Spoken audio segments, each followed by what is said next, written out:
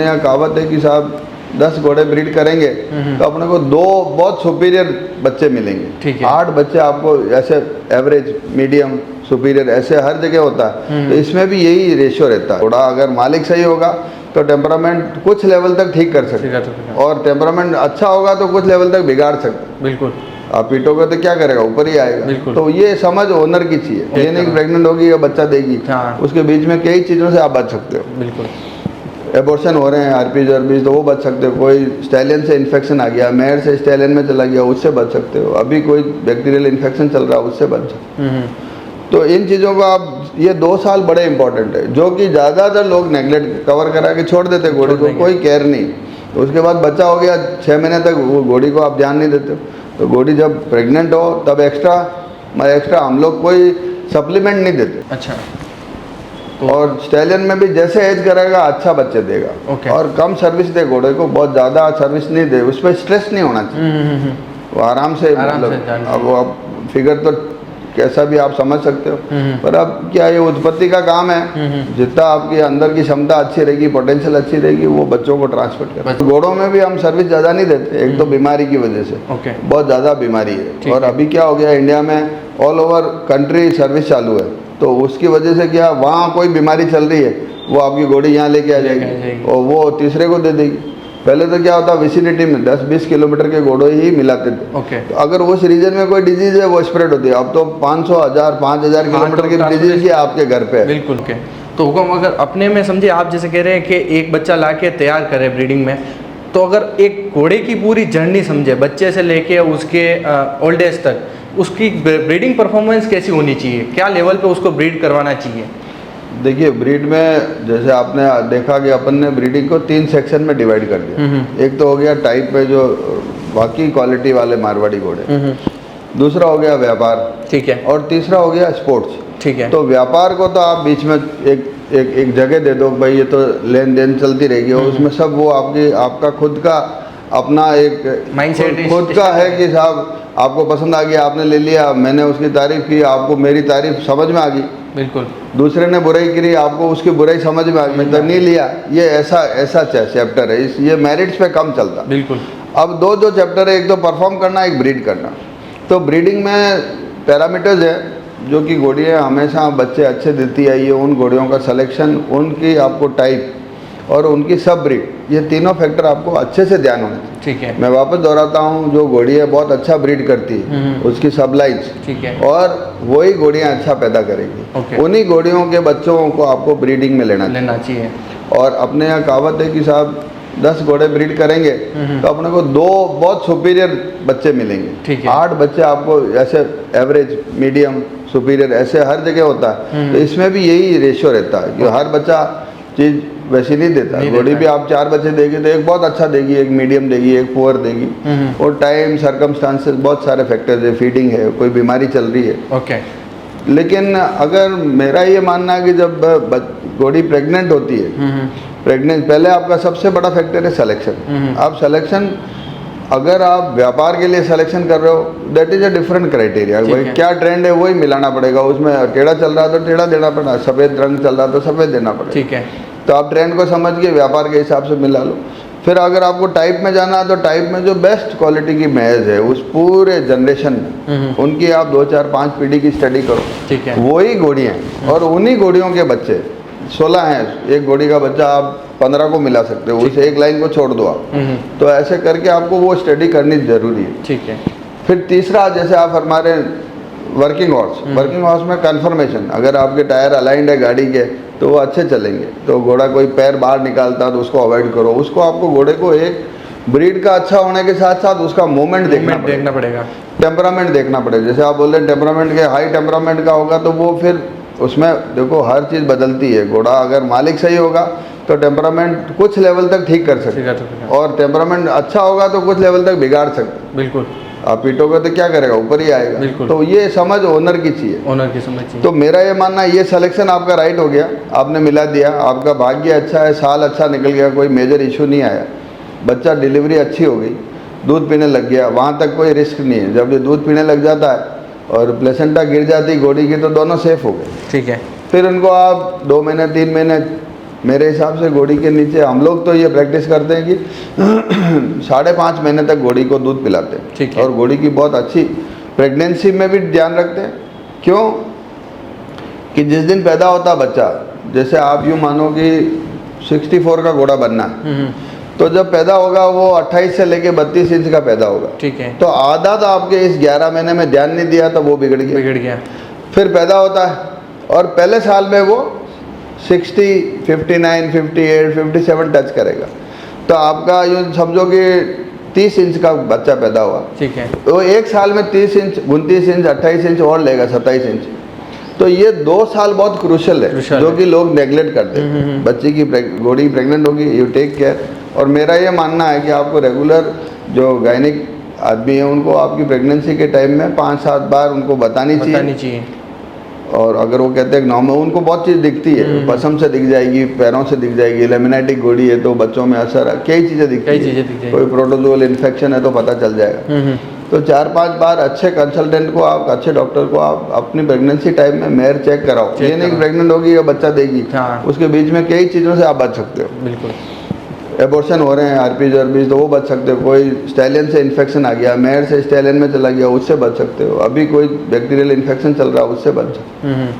तो इन चीज़ों को आप, ये 2 साल बड़े इंपॉर्टेंट है, जो कि ज़्यादातर लोग नेगलेक्ट कवर करा के छोड़ देते घोड़ी को, कोई केयर नहीं। तो उसके बाद बच्चा हो गया 6 महीने तक, वो घोड़ी को आप ध्यान नहीं देते। तो घोड़ी जब प्रेग्नेंट हो तब एक्स्ट्रा हम लोग कोई सप्लीमेंट नहीं देते। ठीक है। हमारे को कोई इशू आता कि इसके हीमोग्लोबिन कम है तो उसका सप्लीमेंट नेचुरल ढूंढते हैं। नेचुरल मिल जाएगी, प्लास्टिक वाला हम लोग अवॉइड करते हैं। तो वो सप्लीमेंट उसको दें, जो वही देते हैं जो उसकी कमी है। ये नहीं कि एक्स्ट्रा हो जाए इसलिए ये दे रहे, नहीं देते हैं। वो बच्चे को आप 5.5 महीने हम बच्ची घोड़ी के पीछे रखते हैं और उसको सुबह एवरीडे 7-8 दिन का हो जाता, एवरीडे हम बाहर डालते हैं 15 मिनट 20 मिनट, वो दौड़ ले, खेल ले। ठीक है। उसके ब्लड टेस्ट हम महीने भर बाद ब्लड टेस्ट कराते हैं। ठीक है। उसमें कोई प्रोटोजोअल इन्फेक्शन हो, कोई भी बैक्टीरियल इन्फेक्शन हो तो वो क्लियर हो जाता है। ठीक है। अब घोड़ों में इन्फेक्शन में बताऊँ, एक तो होता है बैक्टीरिया, वो तो जल्दी ठीक हो जाता है। दूसरा होता है आपके फंगल, जैसे खुजली वगैरह है, फंगल। ये फंगस आपके प्रेगनेंसी में या डिलीवर अंदर यूट्रस में फंगल एक्टिविटीज़ बहुत होती है। ट्रैक में तो फंगल थोड़ा मुश्किल जाता है। और तीसरी होती है वायरल। ये वायरल जाती नहीं है। अच्छा। ऐसे कई बीमारियां हैं, हर्पीज वायरस है, वो 3-6-9 में अबॉर्ट कर रही है, वायरस है। तो वो उसको क्योर कराना, उसको दवाई देना, उसको वैक्सीन देना, उसको बीमार या प्रिकॉशंस लेना।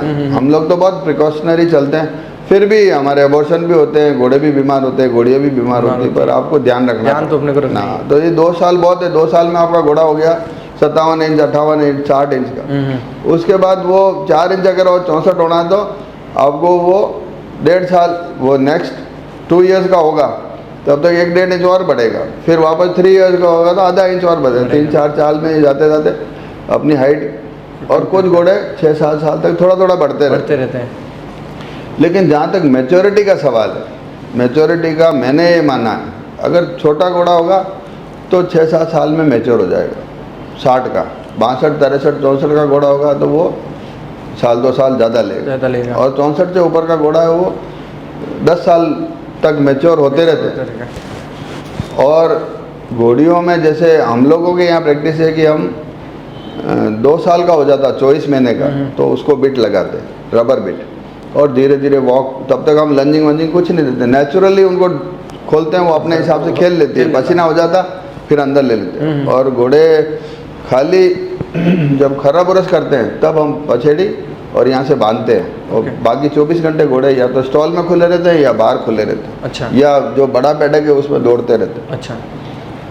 मैं ज़्यादातर हर्ड एनिमल है साथ नहीं रखता, कभी लग जाए कर जाए तो वो पास तो रहते हैं, पर उसमें प्रोटेक्शन रहता है, बीच में नेट होगी या कुछ भी होगी। तो किक विक नहीं करते। तो 2 साल बाद फिर आप इसको हल्का नीचे से, अच्छा ट्रेनर हो, ठंडा हो, समझ गए, ट्रेनर को आपको पैसे ज़्यादा देने चाहिए। उसको बोलो 10 दिन का काम है, मेरे को 20 दिन में करके, और तेरी फीस है वो डबल ले। और अच्छे ट्रेनर कभी मारते नहीं है, नाराज़गी घोड़े को बर्दाश्त नहीं है। जो एक अपने देसी गाने हैं ना, हलकारो नहीं सुने रे तुरा, वो आप हलकारोगे उसको धमकी दोगे तो वो सुनेगा नहीं, आपके ऊपर आएगा। ऊपर आएगा। तो वैसा ट्रेनर हो, ठंडा, आराम से बच्चे जैसे प्रेम करे। और आपके दिल में भी घोड़े के लिए एक जैसे प्रेम होना मैं जब गुड़ खिलाता हूँ तो मेरे मुंह से ज़्यादा निकलता बेटा बेटा ऐसे। और आप अगर मारवाड़ जाएंगे तो भाई भाई बाप बाप बाप ऐसे करते हैं। तो भाई का दर्जा दे रखा है, बहुत बड़ी इंपॉर्टेंस है, जानवर नहीं है। बिल्कुल।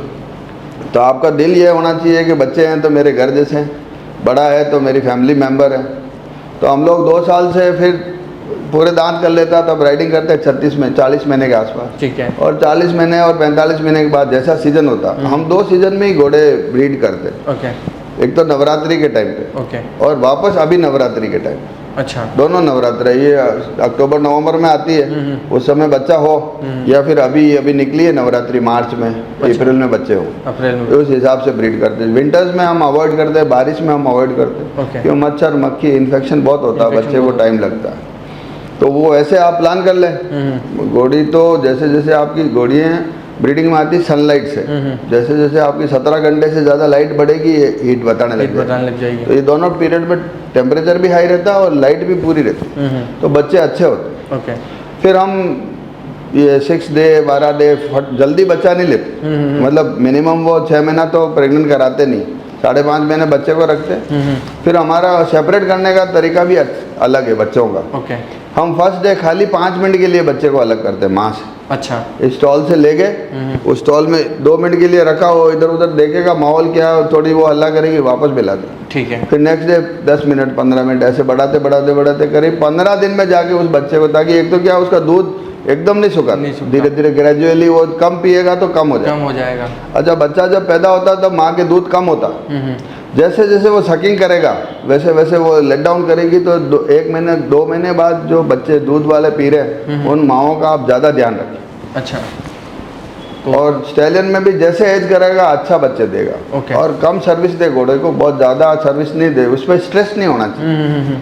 वो आराम से मतलब अब वो अब फिगर तो कैसा भी आप समझ सकते हो, पर अब क्या ये उत्पत्ति का काम है, जितना आपकी अंदर की क्षमता अच्छी रहेगी, पोटेंशियल अच्छी रहेगी, वो बच्चों को ट्रांसफर करेगा। घोड़ियों में हम यही ट्रेनिंग तो और मीटिंग का टाइम तो यही रहता है। घोड़ियों में हम लोग ये बोलते हैं कि ये मैच्योर होगी, 7 साल की घोड़ी हो जाए और 2 बच्चे दे दे तो ये फुल फ्रेम में आ जाएगी। ओके।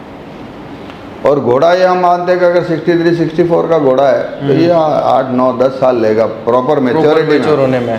जैसे आप समझो ना, आप 20 साल का बच्चा और 30 साल के ह्यूमन बच्चे में फ़र्क रहेगा। बिल्कुल रहेगा। तो अपनी मैच्योरिटी 30 से 40 के बीच में पूरी हो जाती है। वैसे घोड़ों में भी 7 साल मानते हैं, पहले तो सर्विस भी नहीं लेते थे 7 साल तक। अच्छा। हाँ, और कहते हैं कि साहब 5 साल तक अगर घोड़ी आप नहीं कवर कराओगे तो वो लेट रुकती है।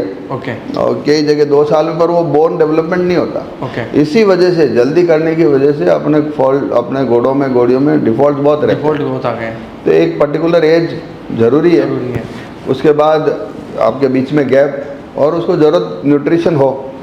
और फिर 2-3 बच्चे हम 6-6 महीने में लेते हैं, फिर एक साइकिल छोड़ देते हैं, 1 साल छोड़ देंगे।